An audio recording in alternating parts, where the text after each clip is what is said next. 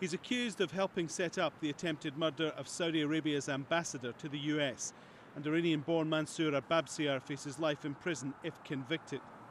Federal prosecutors have already outlined the case against him.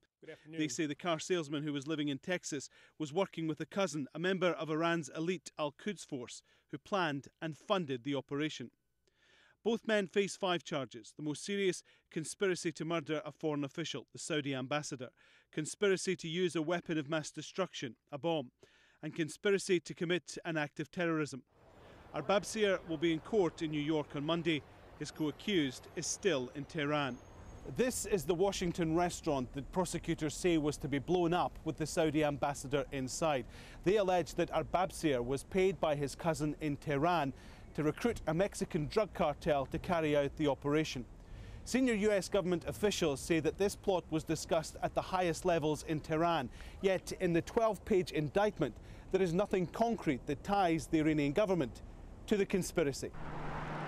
Friends of Ababsiar who lived in Texas describe him as disorganized, forgetful and not very smart. But he's been presented to the public as the linchpin in Iran's attempt to commit an act of terrorism in the heart of the US capital.